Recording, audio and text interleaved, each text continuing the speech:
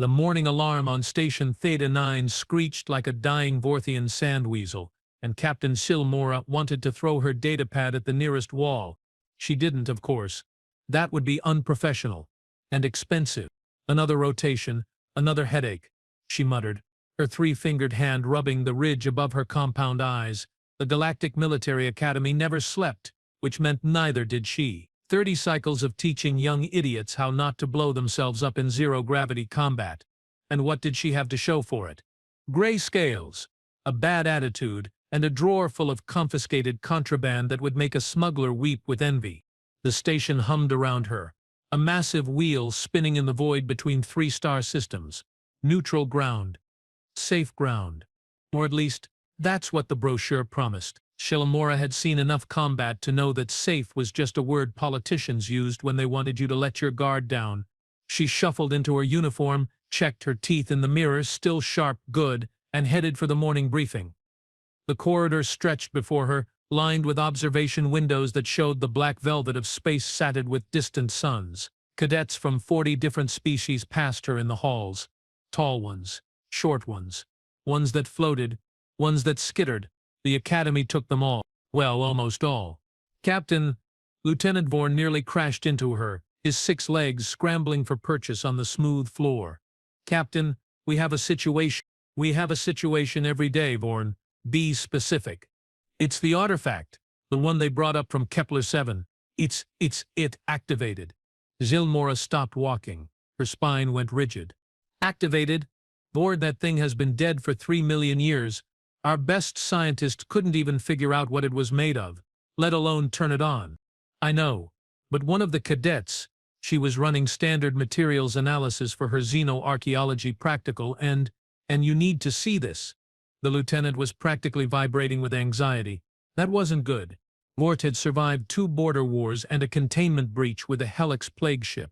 Nothing rattled him. Nothing except, apparently this.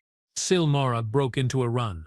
The xenoarchaeology lab was on sub-level 9, deep in the station's belly where they kept all the dangerous, mysterious, or potentially explosive things that cadets absolutely should not touch without supervision. She burst through the door to find half the teaching staff already there, crowded around a central platform. And there, sitting on that platform like it owned the place, was the door. That's what everyone called it anyway. The door. Capital D. Capital sense of dread. It had been found buried under 2 miles of ice on Kepler 7, a dead world that shouldn't have had anything interesting about it except its corpse. The thing was roughly rectangular, about 3 meters tall, made of a material that defied analysis. Not metal, not stone, not organic, not synthetic, just there, existing, mocking them. It had symbols carved into its surface, a language nobody recognized. And in the center, at chest height, was a smooth panel that everyone agreed was probably some kind of lock or interface. Except now it was glowing. Soft blue light pulsed from the panel, casting eerie shadows across the assembled faces. The air smelled like ozone and cinnamon, which was wrong on so many levels. Who touched it? Zilmora demanded. The crowd parted, and she saw her. Cadet Emma Vega. Human. 20 cycles old, if Shilamura remembered correctly.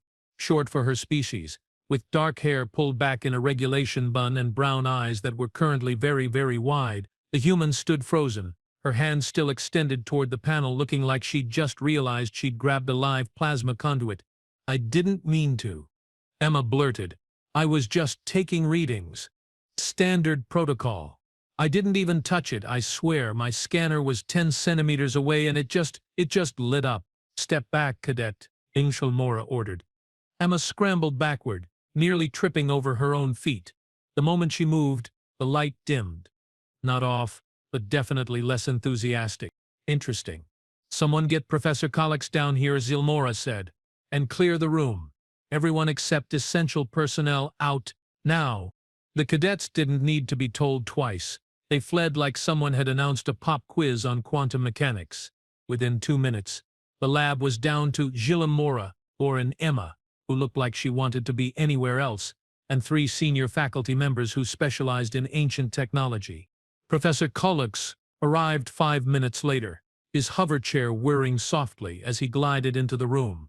The elderly Morphean took one look at the glowing door and let out a sound that might have been a laugh or a death rattle. With Morpheans, it was hard to tell. Well, well, well, he wheezed. Someone finally got it to talk. Who's the lucky fool? Cadet Vega, Yul Mora said, nodding toward the human. Calix's eye stalks swiveled to examine Emma, who looked like she wanted to melt into the floor. Human, he mused. How utterly bizarre. What did you do, child? Nothing, Emma insisted. I was running a spectral analysis. Standard first-year procedure. The scanner wasn't even in contact with the surface. Show me, Calix commanded. Emma's hands shook as she retrieved her scanner from where she'd dropped it. She powered it on, adjusted the settings, and slowly, carefully moved it toward the door. The panel flared to life again. Brighter this time. Fascinating, Calix breathed. Terrifying, Warren corrected. Back up, Cadet, Zillamora said. Emma retreated. The light dimmed but didn't go out. Progress. Maybe? Or a countdown to something exploding. Really could go either way. It's responding to her specifically, Calix said, his chair drifting closer to the door. Not the scanner, not the technology, or the biological signature. That's impossible, one of the other professors said. A Kelvin, her crystalline form refracting light in nervous patterns. This artifact predates modern civilization by millions of years. Humans are a relatively new species on the galactic stage. There's no way, no possible connection. And yet Calix gestured with a manipulator tentacle at the very clearly glowing door. Here we are. Shilamora's mind raced through possibilities, each one more unsettling than the last. Ancient human colony? No, humans hadn't had space travel 3 million years ago. They'd barely had fire. Coincidence.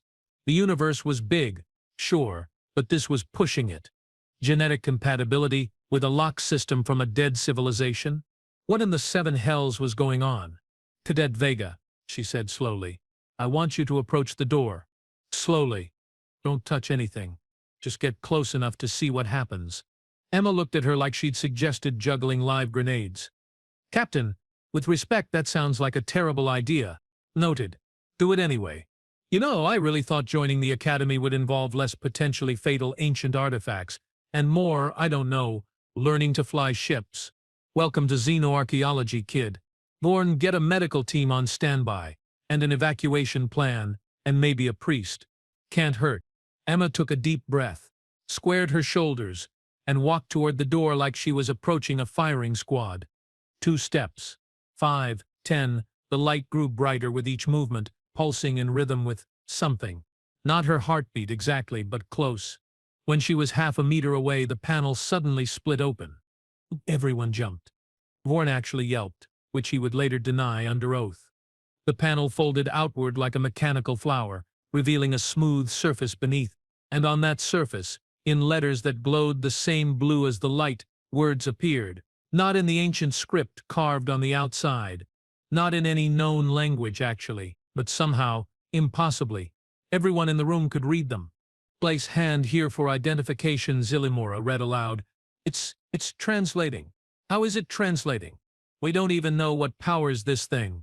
It's not translation, Calix said softly. It's direct neural input. It's writing the meaning straight into our brains. By the ancients, the level of technology required. Emma stared at the panel, at her hand, at the panel again. Do you want me to? No, 3 professors shouted at once. Yes, Zillamora said, overruling them. She'd lived this long by trusting her instincts, and her instincts were screaming that they needed to know what this thing wanted. Do it, Cadet. If I die, I'm haunting you, Emma muttered. Get in line. The human reached out, hesitated for just a moment, then pressed her palm flat against the panel. The world went white. Not literally, thank the void, but the door blazed with light so bright that everyone had to shield their eyes. A sound filled the room, deep and resonant, like a chord played on an instrument made of stars. The floor vibrated. The walls hummed. Somewhere, an alarm started blaring, but it sounded distant, unimportant. And then, as suddenly as it started, it stopped. The light faded. The sound cut off. The door stood silent once more. Except now, hovering in the air above the panel was a holographic display. Symbols scrolled past. Thousands of them, millions maybe, faster than the eye could follow. Data, raw, unfiltered, ancient data pouring out of a machine that had been silent since before most galactic civilizations had crawled out of their primordial oceans. Emma stumbled backward, her face pale. Did anyone else feel that? Feel what? Gilmora demanded. Like something was reading me, not just my hand. All of me. My DNA, my memories, I don't know, my soul. It was inside my head. The holographic display stopped scrolling. A single line of text remained, hanging in the air like an accusation. Biometric scan complete. Recolix read, his voice barely a whisper. Subject. Identified. Species. Human. Origin. Terra. Sol system. Orion arm. Status. Verified. Access level. He trailed off. His eye stalks went rigid. What? Silmora pushed closer, reading over his shoulder. Access level what? The words glowed brighter, as if making absolutely sure nobody could miss them. Access level. Creator. Silence. The kind of silence that happens when everyone's brain simultaneously tries to reboot and fails. No, one of the professors said. No, that's not possible. That's not. Humans are new. They are barely 200 cycles into space travel. They are, apparently, the people who built this. Bourne finished, sounding strangled. Emma had gone from pale to absolutely bloodless. I'm sorry, what? Creator? I didn't create anything. I can barely program my coffee maker. The holographic display shifted, new text appearing. This time it felt almost conversational. If ancient security systems could have a tone of voice, this one seemed pleased. Creator species detected. Welcome back. It has been 3,472,916 standard rotations since last contact. Initiating status report. Warning. Primary facility network shows 87% loss of active nodes. Secondary protocols engaged. Awaiting command authorization. Command authorization. Silmora repeated slowly. It thinks she's in charge. It thinks her entire species is in charge, Colix corrected, because apparently 3 million years ago humans built a galactic network of something, and this door is part of it. But that's crazy. Emma practically shouted, we don't have any records of that. Human history goes back maybe 10,000 years of civilization tops. We don't have faster-than-light travel records from 3 million years ago. We were probably still living in caves. Were you, though? Bourne asked quietly. Everyone turned to stare at him. I mean, he continued, his antenna twitching nervously, if this thing is right, and that's a big if, but if it is, what happened? Where did it all go? How does a species advanced enough to build this, to spread across the galaxy, to create technology we can't even analyze? How does that species forget everything and start over as cave dwellers? War, one of the professors suggested. Catastrophe. Plague. Or, Colix said slowly. Something worse. The holographic display flickered, new text appeared, and this time, the tone was definitely different. Urgent. Almost afraid? Could a machine feel fear? Warning. Containment protocols compromised. Secure Site 773 reporting multiple breaches. Recommend immediate lockdown. Secondary warning. Unknown entities detected in proximity to facility network. Origin, outside known space. Threat level, extinction class. Awaiting command authorization for defensive measures. Outside known space. Silmora felt her scales prickle. What does that mean, outside known space? Space is space. Not necessarily, Colix said, his voice grim. There are theories. Regions beyond the galactic rim. Dimensions we can't access. Places where the laws of physics might be different. You are talking about fairy tales. The Kelvin professor scoffed. Ghost stories to scare cadets. Ghost stories with a 3-million-year-old security system backing them up. Bourne pointed out. Emma was still staring at the display, her hands clenched into fists. It wants command authorization. From me. From a human, Silmora corrected. He just happened to be the first one to touch it in 3 million years. No pressure, though, Bourne added helpfully. What happens if I don't give authorization? Emma asked. The display flickered again. Defensive measures will remain offline. Containment protocols will continue to fail. Estimated time until total network collapse, 417 rotations. Estimated time until classified threat reaches populated space 600 rotations. Probability of galactic extinction event 94.7%. Oh, Emma said faintly. Oh, that's bad, that's very bad.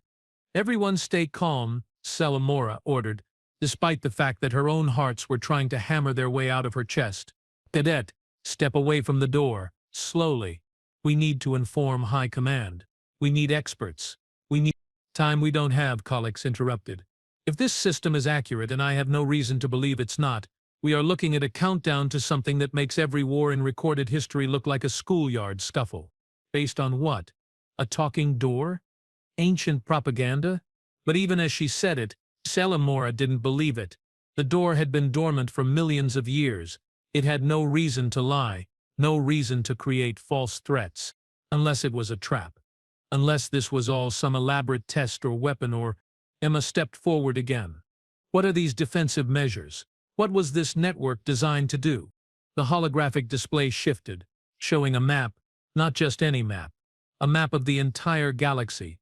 Thousands of points lit up across its spiral arms, each one pulsing softly. Most were dim, barely visible, but a few, scattered here and there, still glowed bright. Facility network, original purpose classified. Authorization level, creator or higher required for full disclosure.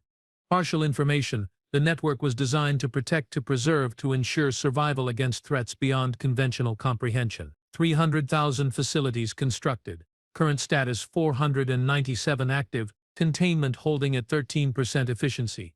Containment of what? Selamora demanded. Information classified. Authorization level, creator or higher required. Of course it is, Emma muttered.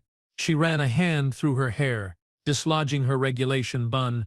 Okay, let's think about this logically. 3 million years ago, humans, or beings that were human, proto-humans, built a massive defensive network against something bad enough to require 300,000 facilities.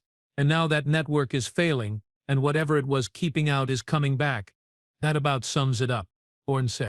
And the only person who can authorize defensive measures is me. Or any human, theoretically, but I'm the one standing here. Correct.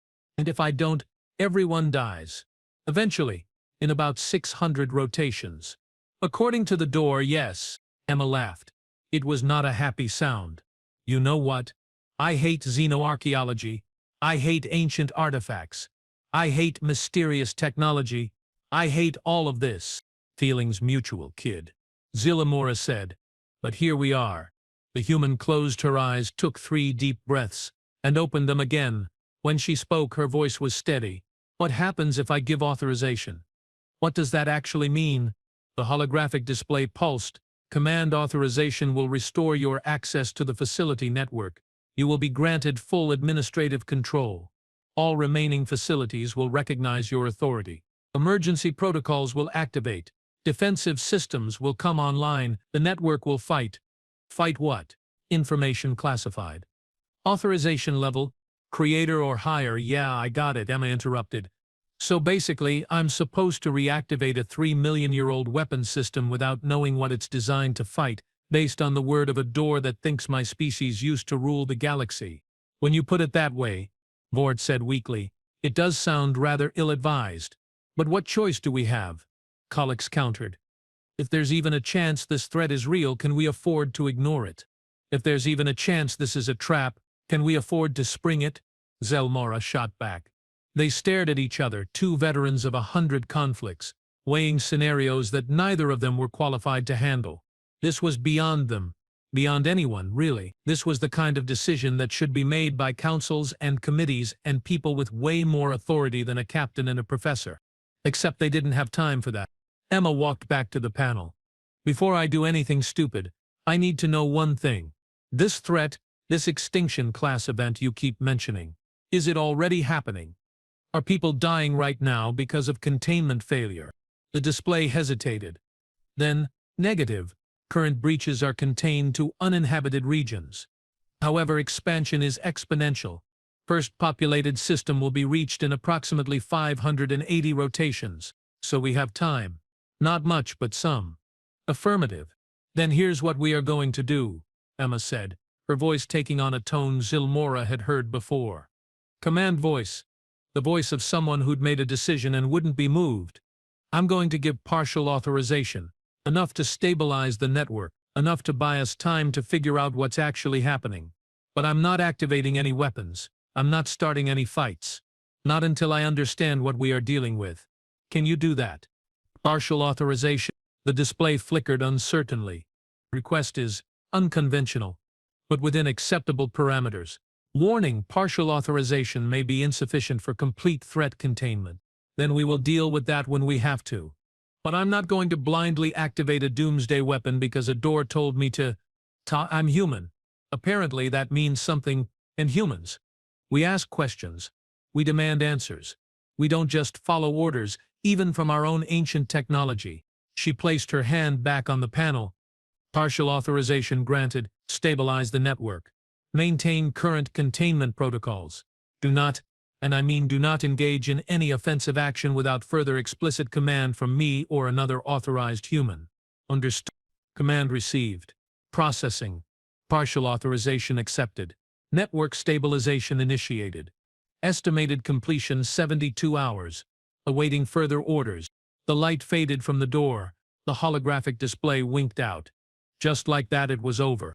Emma swayed slightly, and Vorn caught her before she could fall. Easy, Cadet. You just gave orders to a 3-million-year-old artificial intelligence. That's not something you bounce back from immediately. Did I do the right thing? Emma asked, looking at Zilmora. Please tell me I did the right thing.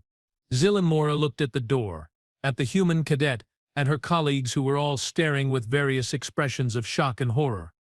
She thought about command decisions, about the weight of responsibility, about how one moment could change everything. I have absolutely no idea, she said honestly. But it's done now, so we'd better figure out what happens next before those 72 hours run out. And then what? The Kelvin professor asked. Zilmora's smile was sharp and humorless. Then I suppose we find out what humans forgot and why they needed 300,000 facilities to keep it forgotten. Behind them the door stood silent once more. But now, if you looked very carefully, you could see a faint blue light pulsing in its depths. A heartbeat, a countdown, a warning. The next 72 hours were, in Captain Zilmora's professional opinion, absolute chaos. High Command had responded to her report with what could only be described as bureaucratic hysteria.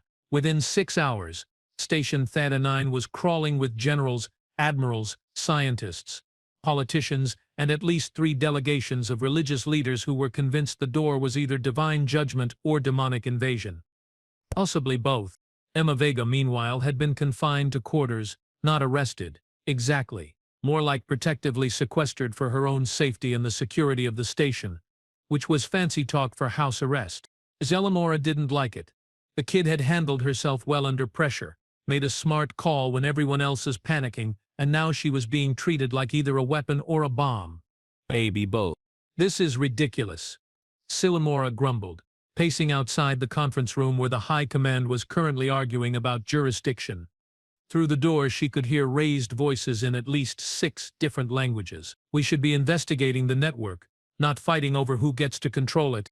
Politics, Ward tapped philosophically.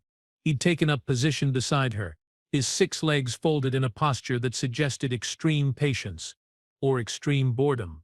Hard to tell.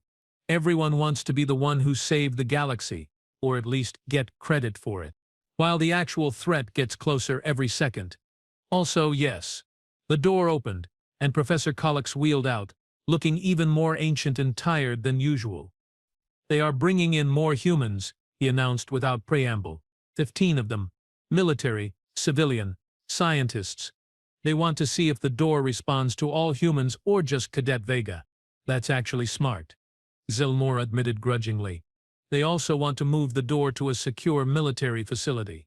That's actually stupid. I agree, which is why I told them to stuff it. The door weighs 47 tons, is made of material we can't cut, and has been sitting in one spot for 3 million years. Moving it seems unwise. What did they say to that? They are forming a committee to study the feasibility. Collix's eye stalks drooped in disgust. We will all be dead of old age before they make a decision. Selamora's communicator beeped. She glanced at it, frowned, and then her eyes went wide. The network. It's sending a message. To who? To everyone. Every active facility just transmitted simultaneously. It's going to every registered communication array in explored space. They ran. The communications center was in full meltdown when they arrived. Technicians were shouting, screens were flashing, and the chief operator looked like he was about to have a breakdown. What's happening? Silmora demanded. Message, ma'am, coming from coordinates that match the door's facility network. Broadcasting on every frequency. We can't block it, can't trace it, can't stop it. What does it say? The chief operator gestured helplessly at the main screen. Text scrolled across it, the same message repeating in every known language simultaneously. Attention, galactic community, this is Facility Network Prime. 3 million years ago, humanity constructed this network to contain a threat beyond conventional understanding. That containment is failing. In approximately 578 rotations, the barrier will collapse completely. What comes next will not negotiate. It will not show mercy. It will consume. All inhabited systems are advised to prepare defensive measures. Further information will be transmitted as authorization permits. Network Prime out. Silence. The kind of silence that happens when everyone realizes their nice, safe universe just got a lot more complicated. Well, Vortat. Eventually, that's one way to get everyone's attention. Shilamora's communicator exploded with incoming calls. High Command. The Galactic Council. 3 different news networks. Someone's mother, apparently. She ignored them all and turned to colleagues. The network did this on its own. Partial authorization, he said grimly. Emma told it to stabilize and maintain protocols. Apparently, warning the galaxy counts as protocol. Is it wrong, though? Vort asked. If the threat is real, people deserve to know. If the threat is real, we just started the biggest panic in galactic history. Zilamora countered. And we still don't know what we are actually dealing with. Her communicator beeped again.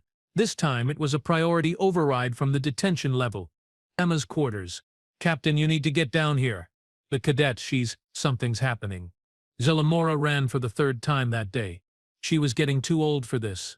Emma's quarters were surrounded by guards, medics and several very nervous-looking scientists.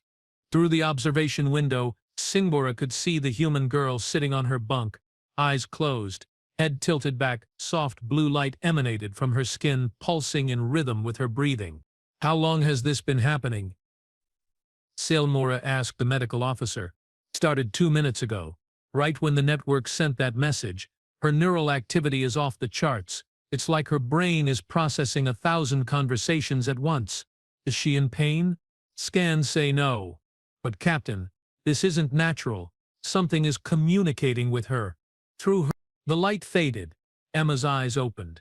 She looked directly at Chilamora through the window and said, in a voice that was hers, but also somehow more, "It wants to show me." Show us. What happened? Why they built the network. Who wants to show you? Chilamora demanded, entering the room despite protest from the guards. The network. It's not just a defense system. It's a library. A warning. A memorial.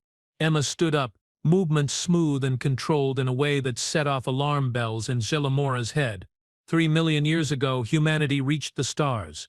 They were brilliant, curious, arrogant. They built ships that could cross galaxies.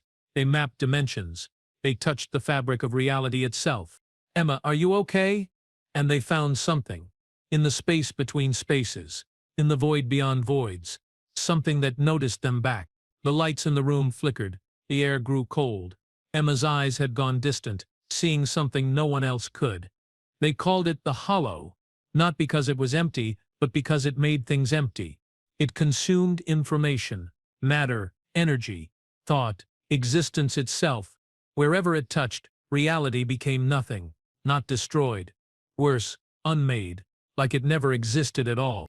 Silmora felt her scales stand on end, and humanity fought it. Humanity tried. They threw everything they had at it. Weapons that could crack planets, bombs that could ignite stars. None of it mattered. You can't kill nothing. You can't fight something that erases the concept of fighting. So what did they do? Emma smiled. and it was sad and proud at the same time. They got creative. If they couldn't destroy it, they'd trap it, contain it. They built the network, 300,000 facilities, each one an anchor point, each one generating a field that said, our reality exists here. You cannot pass. They locked the hollow away in dimensional prison, cut off its access to our universe. And it worked. Caulix breathed from the doorway. It worked, but it cost them everything. The energy required to maintain the containment fields, staggering. Every facility needed power sources we would consider impossible. They had to strip entire star systems, harvest planets, redirect the output of black holes, and even then it wasn't enough for permanent containment. So they made a choice. Silmora said slowly, pieces clicking together. They powered down, gave up their civilization, went back to basics, so the network could keep running. They had children, Emma said softly, spread them across a dozen worlds, made sure they'd survive even without technology, without knowledge, without knowing what their ancestors had sacrificed, because someone had to be there. Someday, when the containment failed, when the hollow tried again, someone had to remember humanity, had to carry the key. The biometric lock, Bourne said. It wasn't keeping people out. It was waiting for humans to come back. For us to be ready, Emma corrected. To have climbed back up from nothing, to have rediscovered space travel, to have proven we deserved the legacy. The blue light pulsed brighter. Emma gasped, her hand going to her temple. It's showing me more. The facilities, the ones still active. They are not just defense stations, they are seeds, technology archives, cultural databases. Everything humanity was preserved, waiting. Can we use them? Silmora asked. To fight the hollow. If we can reactivate them. If we can get enough power. If we can remember how. Emma looked at her, and the weight in her eyes made her seem centuries older than 20. The network wants to help, but it's been alone for so long. Systems have degraded. Protocols have evolved in strange directions. It's not entirely sane anymore. Fantastic, Silmora muttered. An insane ancient artificial intelligence is our best hope. It remembers the hollow, though. It remembers what worked, what didn't. It has plans, contingencies, ways to strengthen the containment, ways to buy time. How much time? Decades, maybe centuries. If we are smart, if we are lucky, if we are willing to make the same sacrifices our ancestors did. The room fell silent.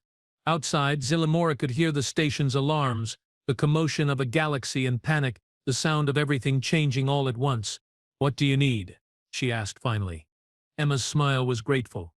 Access to the network, permission to coordinate with the other facilities, a ship, a crew, people who trust me enough to fly into the unknown and try to reactivate ancient weapons we barely understand. That's a tall order for a first-year cadet. I know, but the network chose me. My DNA opened that lock. My species built this system. I'm not special, Captain. I'm just human, and apparently, that has to be enough. Silmora looked at Vorn, at Caulix, at the assembled guards and scientists. She thought about duty, about impossible choices, about young people being asked to carry burdens no one should have to carry. High Command is going to hate this, she said. Probably, Emma agreed. They will want committees, studies, political approval. We don't have time for that. I know. Silmora straightened her uniform, rolled her shoulders, and made a decision that would probably end her career, possibly her life, definitely her comfortable retirement plans. Lieutenant Vorn prepped the Nightingale. Full supplies, maximum range. Professor Caulix, download everything you can from the network. I want maps, schematics, anything that might help. Emma, you are with me. We are going to the command deck. Captain, what are you doing? One of the guards asked nervously. My job, protecting the galaxy from existential threats. The fact that High Command is too busy arguing to do theirs is not my problem. They marched through the station, gathering people as they went. Engineers, pilots, scientists, anyone who looked competent and wasn't actively trying to stop them. By the time they reached the command deck, they had a crew of 20. The command deck officer took one look at Silmora's expression and wisely decided not to ask questions. Captain, how can I help? I need a direct line to all active network facilities, encrypted, and authorization to take the Nightingale off station without going through proper channels. That's, Captain, I can't authorize that without permission from High Command. Zilamora leaned close, her voice dropping to something dangerous. In approximately 500 rotations, something is going to break through a 3-million-year-old containment field and start erasing reality. High Command is currently arguing about whose flag to plant on the solution. I don't have time for proper channels. So you can either help me save the galaxy, or you can explain to your grandchildren why you didn't when you had the chance. Choose quickly. The officer swallowed hard, looked at Emma, at the assembled crew, at the certainty in Zilamora's eyes. Encrypted line established. Nightingale is cleared for emergency departure. Godspeed, Captain. Thank you. 30 minutes later, they were on the ship. The Nightingale was a scout-class vessel, fast, agile, designed for long-range exploration, perfect for what they needed. Emma sat in the navigation station, her hands dancing across controls that fed directly from the network. I have coordinates, 12 facilities showing full operational status, 6 more that might be salvageable. We start with the closest one, work our way out. How far? Bourne asked from the pilot's seat. 3 systems over. Uninhabited red dwarf. The facility is buried in the southern continent of the 4th planet. Setting course. The ship hummed to life, engines warming. Captain, High Command is hailing us. Multiple times. They sound upset. Ignore them, Zilamora ordered. She stood at the command station, hands clasped behind her back, watching the stars wheel past. We will deal with the consequences when we get back. If we get back. When? Emma corrected. We are coming back. We have to. Someone needs to explain all this. The ship launched, leaving Station Theta 9 behind. As they entered hyperspace, the network sent another message. This time, private, just for Emma. What does it say? Kalax asked. Emma read from her screen, her voice quiet. Thank you for remembering. Thank you for caring. Humanity fell so far, but it never forgot how to be brave. The hollow comes, but this time you are not alone. This time all species face it together. Perhaps that will make the difference. Perhaps that is what we needed all along. Not to fight alone, but to stand together. Network prime out. Zilamora felt something tight in her chest loosen. The network. It's not just trying to protect humanity, is it? No, Emma said, smiling. It's trying to protect everyone. That's what humanity chose. 3 million years ago, when they gave up everything, they didn't just save themselves, they saved all of us. And now it's our turn to return the favor. The journey took 4 days. 4 days of flying through space, of Emma communing with the network, of learning about facilities and protocols and weapons that defied understanding. 4 days of the crew coming together, species from across the galaxy united by common purpose. When they reached the red dwarf system, the planet looked dead. Barren rock, thin atmosphere, nothing of interest. Until Emma activated the facility.